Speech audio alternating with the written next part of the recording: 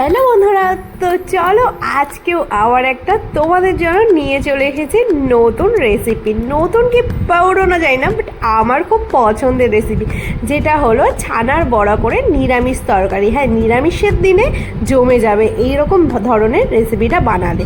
তার জন্য কি করতে হবে, এখানে আমি নিয়ে নিয়েছি 250 গ্রাম ছানা, তার মধ্যে নিয়ে নিয়েছি সামান্য হলুদ আর লঙ্কার গুঁড়ো, নিয়ে আমি তার মধ্যে নুনও নিয়েছি, নিয়ে সেটা ভালো করে আমি অনেকক্ষণ ধরে চটকে নিলাম। চটকে দেখো হাতে পুরো তেল তেল হয়ে যাওয়া অবধি তোমরা কিন্তু কন্টিনিউ মচকাতে থাকবে। আমি কিন্তু অনেকক্ষণ মচকেছি, যেহেতু তোমাদের তো বলি আমি একার হাতে রান্না করি, এক হাতে তোমার মোবাইল ধরে, যে কারণে আমি পুরোটা দেখাতে পারি না, যতটুকু পারি দেখাই। তো দেখো মশকানোর পর পুরো হাতে যতক্ষণ না তেল লাগবে ততক্ষণ মশকাবে। মশকানোর পর যে যার মতন মনের মতন শেপ দিয়ে নিতে পারবে। আমি আমার মতন একটা হালকা লম্বাটে শেপ দিয়ে নিয়েছি, তোমরা তোমাদের মতন করে শেপ দিয়ে নেবে। দেখো কত সুন্দর হয়েছে না শেপটা। এরকম করে আমি আর একটা দেখিয়ে নিয়েছি। প্রথমে ছোট্ট করে একটা লুচির নেচি যেমন হয় ওরকম একটা ডো নিয়েছি, নিয়ে ভালো করে গোল পাকিয়ে সেটার উপর হালকা একটু পেস্ট করে দিলেই তোমার রেডি হয়ে যাচ্ছে আমাদের ডিজাইনগুলো। অনেক সুন্দর, সত্যি বলছি, নিরামিষের দিনে জাস্ট জমে যাবে এরকম ধরনের রেসিপিটা রান্না করে খেলে। সব সময় পনির তো ভালো লাগে না, কিছু কিছু সময় ছানাটা ভালো লাগে। আর এটা সত্যি বলতে পনিরের থেকেও অনেক টেস্টি লেগেছে আমার। তো দেখো আমার মোটামুটি এখানে 250 গ্রাম ছানাতে আমার 17-18 পিস আমার এরকম হয়েছে, আর খুব ছোটো না, ভালোই বড় সাইজের হয়েছিল। তো চলো এবার এখানে আমি কড়াই গরম তেল করে নিয়েছি। গরম তেলের মধ্যে আমি একটা করে সমস্ত দিয়ে দেব। আর হ্যাঁ, দেখতেই পাচ্ছ শেপ কিছুটা বড় হয়েছে, কোনোটা ছোট হয়েছে, আসলে বোঝোই তো একার হাতে করা। তো যাই হোক, তো তারপরে এটা একদম আস্তে ফ্লেমে দিতে হবে, কিন্তু কখনোই হাই ফ্লেমে দেওয়া যাবে না, একদম লো ফ্লেমে দিয়ে হালকা করে ভেজে নিতে হবে। খুব বেশি টাইম লাগে না ছানা ভাজতে, জাস্ট 30 সেকেন্ড করে 1 মিনিটের মধ্যেই তোমাদের ভাজা হয়ে যাবে। তো দেখো আমি উল্টে পাল্টে নিচ্ছি, আর সত্যি বলতে খুব রিস্কের, তো খুন্তিটা করে পসিবল হলো না, যে কারণে আমি একটা চামচ ইউজ করলাম। তো আমি এগুলো হালকা হালকা করে উল্টে নিলাম। আর কালারটা দেখো সত্যি কি সুন্দর এসছে। অবশ্যই হলুদ আর একটু লঙ্কার গুঁড়ো কিন্তু দেবে, তাহলে না ভেতরে না মানে পনিরে যেটা ভেতরে ঢোকে না একটু ঝাল মশলাটা, বাট এটাতে না ঝাল ঝাল বেশ একটা টেস্ট হবে। আর হলুদটা দেওয়ার কারণে কালারটাও দেখো কত সুন্দর হয়েছে। আর দেখো যেগুলো বানিয়েছিলাম সেগুলো ফুলে ডাবল হয়ে গেছে, মানে এত সুন্দর লাগছে দেখতে। তো চলো এবার নাবিয়ে নিই। তো নাবিয়ে নিয়েছি, দেখতেই পাচ্ছ কত সুন্দর হয়েছে আর কত সফট হয়েছে। হ্যাঁ, তো এত টেস্টি হয়েছে, আমি এই মানে বলে বোঝাতে পারছি না। তোমরা যতক্ষণ আর রেসিপিটা বাড়িতে রান্না করবে ততক্ষণ তোমরাও বুঝতে পারবে না। আর কে কে এরকম রেসিপি রান্না করেছে অবশ্যই জানিও। তো চলো এবার ওই তেলের মধ্যে সামান্য কিছু বাদাম ভেজে তুলে নিলাম, আর তার মধ্যে নিয়ে নিলাম একটা শুকনো লঙ্কা, একটা তেজপাতা, আর কিছুটা জিরে ফোড়নের জন্য। তো ভালো করে ফোড়নটা ভাজা হয়ে গেলে এর মধ্যে আমি দিয়ে দিলাম কেটে রাখা আলুগুলো। হ্যাঁ, এখানে আমি বড় বড় 3টে আলু নিয়েছিলাম, তার মধ্যে লবণ আর হলুদ গুঁড়ো দিয়ে সুন্দর করে নাড়াচাড়া দিয়ে আলুগুলো লাল লাল করে ভেজে নেব।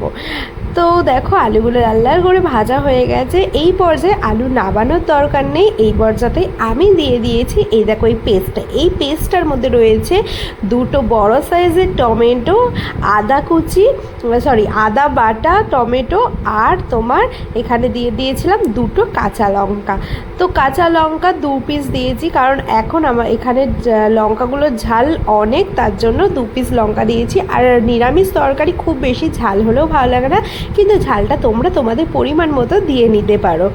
অবশ্যই টমেটোটা দিয়েছি বলে বেশি টেস্ট হয়েছে। আর সত্যি কথা বলতে নিরামিষ তরকারিতে আদা আর টমেটোটার পরিমাণটা একটু বেশিই লাগে টেস্টি হওয়ার জন্য। তো দেখো তারপরে মনে হলো যে আমার তেল কম হয়েছে, তো যার জন্য আবার একটু তেল দিয়ে দিলাম, কিন্তু তোমরা তোমাদের মতন করে তেল দিয়ে নিও। তো তারপরে আমি এখন দিয়ে দিলাম জিরে আর ধনে বাটা।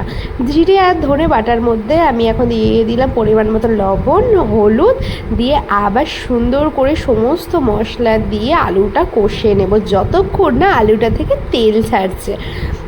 তো আলুটা থেকে তেল ছাড়া অবধি আমি কষে নিলাম। আর এর মধ্যে একটা আমি মিস্টেক করেছি, যেটা হলো টক দইটা অবশ্যই এর মধ্যে দেবে। আমিও দিয়েছি টক দই, কিন্তু এখানে আমি প্রতিদিনের মতন আজকেও আমি ভিডিওটা নিতে ভুলে গেছি টক দইয়ের। তো দেখো তার মধ্যে আমি দিয়ে দিলাম ওই যে তখন ভেজে তুলে রেখেছিলাম কটা বাদাম, ওই বাদামের পেস্টটা। খুব বেশি বাদাম নেওয়ার দরকার নেই, এখানে আমি 7টা 8টা বাদাম নিয়েছিলাম, ওটাই হালকা পেস্ট করে নিলাম। পেস্ট করে ওর মধ্যে দিয়ে দিলাম বেশ একটু থিকনেসটা আসার জন্য। তার মধ্যে দিয়ে দিলাম বাদাম বাটার জলটা। আর সত্যি কথা আমি এখানে এই পরিমাণে দই দিয়েছিলাম এই টাইমটাই, কিন্তু তোমরা একটু দিয়ে নিও, আমি ভিডিওটা নিতে ভুলে গেছি।